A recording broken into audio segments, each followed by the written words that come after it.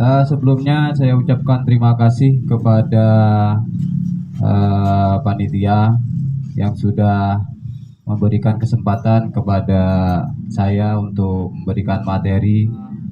Saya penyuka dangdut, ya. Saya suka dangdut dan setiap hari eh, ya tidak setiap hari, setiap pagi, ya, bangun tidur saya pun memutar lagu dangdut sebagai cara saya itu untuk menikmati sebuah bagaimana nuansa pagi itu dihibur dengan musik. Konsumsi masyarakat ini bagi saya agak agak kontras, ya, agak kontras ketika kita memandang sebuah lirik dalam sebuah lagu. Kan lagu itu kebanyakan memang mengangkat hal-hal yang sedih, tapi di dangdut ini kita menikmati sebuah sajian yang sangat kontras sekali. Artinya ketika sedih, ketika dibawa ke dangdut, larinya akan beda. Jadi kita menikmati sebuah apa ya, intinya uh, sekelumit kisah atau persoalan atau apa itu yang menariknya dalam sebuah dangdut. Makanya dangdut ini uh, di masyarakat, ya, di masyarakat itu sangat digandrungi. Saya pun juga berpikir uh, apa yang mempengaruhi masyarakat kita itu sehingga untuk dangdut ini sangat sangat fenomenal. Ya, beda dengan genre-genre musik yang lain yang apa ya, mungkin tidak banyak atau tidak seheboh jagat dangdut ini. Itu. Dan kalau orang Madura itu suka dengan dangdut, hebat itu orang Madura. Karena apa, jiwanya memang orang Madura, saya katakan romantis ya. Saya gak dengar itu lagunya. Wah, romantis banget di desa-desa. Karena saya 79 sudah masuk ke sini, ke ini. Piringmu nih, yang ada itunya. Mercusuar ya, jalannya masih Makadam itu. Udah di situ saya. Ada lagu apa cinta itu, cintanya sama Habib itu. Enak. Jalan. Itu saya dengar di situ. Dan memang perlu ada satu pelestarian syair-syair dangdut yang seperti Omai Rama. Mana ada sampean lihat Omai Rama itu ada yang menceng enggak? Tidak ada. Satu yang menceng. Seandainya kau makanan kau aku santap itu. Itu juga sih. Ya itu yang menceng. Itu pun langsung disensor, beberapa tahun tidak bisa keluar, tidak bisa didengarkan. Seandainya kau makanan tentu segera ku santap. Mana anak itu THR ya, dulu kan ada itu. Itulah kelebihan dangdut. Nah sekarang yang dikhususkan Jamil ini mengarah kemana?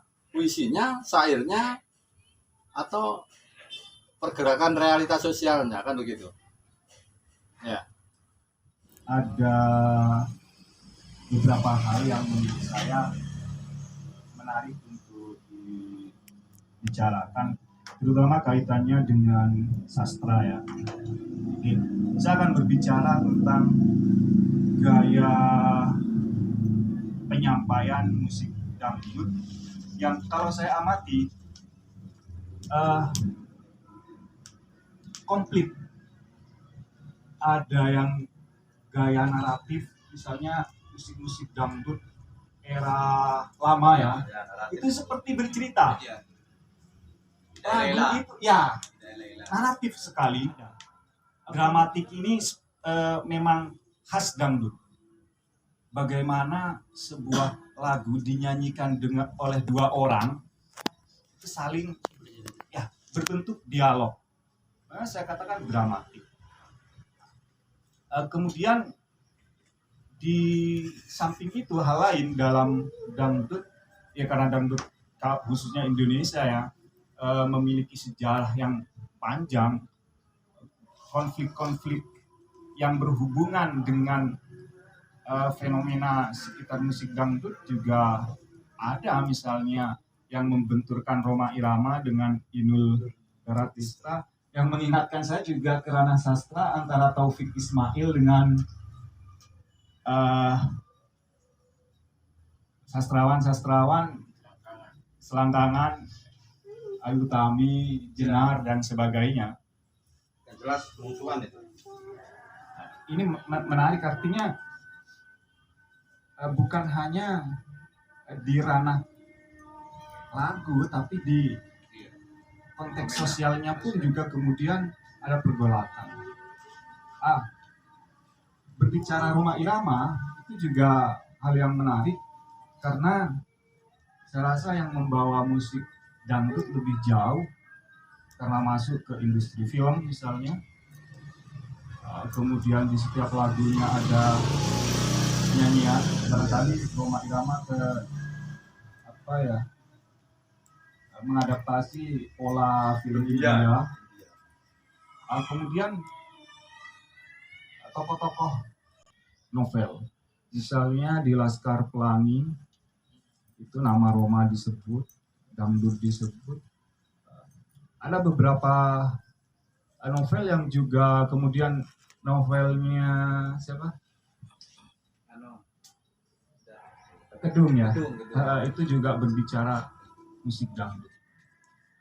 Saya rasa itu beberapa hal yang menurut saya menarik untuk dibahas lebih jauh. Artinya apa yang saya sampaikan ini sebenarnya hanya kilatan pikiran saya tentang musik dangdut. Selanjutnya saya serahkan kepada teman-teman, mungkin juga memiliki kilatan-kilatan pemikiran tentang musik dangdut. Terima kasih. Jadi untuk konten-kontennya kan kemarin musik, sekarang musik lagi. Jadi saya berusaha tetap ada ingin di ruang sastranya. Kalau kemarin cukup terlepas gitu, ruang sastranya jadi lepas. Tapi mau tidak mau tulisannya Mas Salim itu juga bagian dari sastranya, itu yang barangkali bagi saya masih Sebenarnya saya juga ingin mengkritik beberapa tema-tema yang diangkat teman-teman ya. Sebenarnya ini kurang gitu, agar juga kita juga berkembang dari situ. Misalkan kita bahas metaverse, kita bahas NFT, bagaimana kaitannya antar dengan sastra gitu. Itu kalau masalah dangdut bukan saya tidak menarik, sebenarnya juga menarik, dan ini masih belum ada. Cuman di sini yang jadi persoalan saya ketika Mas Emil sama Ki Surya menyampaikan sesuatu yang selera bagi saya. Mas Emil mengatakan bahwasannya musik anggaplah Roma itu superior dibandingkan musik-musik yang sekarang sudah banyak bermunculan. Barangkali dalam bahasa yang lebih lugas, lebih baik Rhoma Irama gitu ya. Akhir-akhir ini juga saya mendengarkan musik itu kalau ada waktu senggang, misalkan kerja sambil mendengarkan musik. Yang jadi pertanyaan saya secara dasar, karena Mas Emil di sini berbicara dari awal musik secara universal, cuman menyampaikan sesuatu secara subjektif tentang bahwasannya musik dangdut lebih ini dari yang itu. Nah itu yang bagaimana mendudukan musik dangdut yang lama dan kini itu bukan antara lebih baik dan tidak. Karena saya juga punya selera ya. Kita berbicara dangdut hanya di batas Rhoma Irama, padahal banyak ruang genre di sana. Ada dukrot, rockdut maksudnya. Ada juga campur sari. Ya. Saya cukup mengapresiasi campur sari seperti Didi Kempot. Barusan 2020 itu booming sampai 2021 ya. Jadi banyak penerusnya. Jadi lagu-lagu yang diangkat Didi Kempot dari dulu yang stasiun balapan pas awal yang boomingnya itu lagu-lagu Jawa sekarang yang agak diangkat, seperti lahirnya dangdut koplo seperti Happy Asmara, Denny Caknan, juga Darbo Geng, siapa lagi itu. Bagi saya lagu-lagu yang juga punya nilai norma yang menarik gitu Mas Mei. Nah, saya tidak hanya mendengarkan lagu Roma sebagai lagu dangdut yang superior. Oke lah, dari segi sejarah memang sebagai anggaplah ini juga bukan pendiri sebenarnya Rhoma Irama. Sebelum Rhoma Irama juga ada. Di sini juga saya yang jadi pertanyaan saya, fenomena tentang dangdut ini bukan dari segi bagaimana dia disukai masyarakat, bagaimana di sini karena keindahannya itu. Saya sebenarnya ingin keluar dari hal-hal semacam itu, tapi saya ingin masuk secara dasar apa itu dangdut. Ya. Barangkali juga ada pengaruh-pengaruh dari luar, pengaruh dari India seperti yang disampaikan Pak Rojaki itu sudah punya India sepertinya, karena ada semacam itu. Juga alat-alat yang dimainkan seperti dari namanya saja, Putu Wijaya juga pernah menulis ini masalah dangdut, cuman bukan dangdut ya, di situ disebut sebagai orkes Melayu. Ya, di sini juga dulu dikenal dengan orkes Melayu. Misalkan ada Palapa, apa gitu, itu kan singkatan dari orkes Melayu kan itu. Nah itu sebenarnya yang ingin saya gali, dari mana sebenarnya Roma Irama itu kan referensi yang mereka ambil itu dari mana. Sama halnya dengan musik yang kemarin Mas Salim sampaikan, ternyata saya verifikasi ulang itu bahwa tidak ada sesuatu yang jujur yang disampaikan teman-teman. Ketika saya terjun langsung bertemu teman-temannya Mas Ari, ada sesuatu yang beda dari Mas Ari itu, konfirmasi ulang. Ini juga perlu diverifikasi Mas Nel soal lagu yang di sini hanya menyebutkan Roma Irama. Jadi saya merasa bagaimana gitu dengan yang hari ini, apa sebatas datang lalu hilang atau bagaimana, itu yang memang kalau ingin perlu dianalisa lebih dalam lagi. Bagaimana jaraknya, sejarah masuknya, bagaimana dengan proses bagaimana akhirnya masyarakat semua ini menyukai. Beda dengan metal kemarin. Di metal terbuka memang CD dicetak hanya beberapa, dan itu anggaplah dicetak 100, dan itu menjadi investasi. Ketika orang ingin memiliki CD itu, berapa tahun kemudian CD itu naik. Bedanya di dangdut, kita akses itu mudah, bajakan di pinggir jalan itu banyak. Barangkali itu juga salah satu faktor masyarakat itu mudah mengakses lagu dangdut, lalu dia menyukai. Beda ketika masyarakat ingin mengakses lagu-lagu metal itu. Ini sepertinya ada kebalikannya dari yang metal itu Mas Ali. Lagu bajakan kan banyak, cara mengaksesnya kita juga gampang. Dulu 2000-3000 dapat lagu dangdut. Dan yang membuat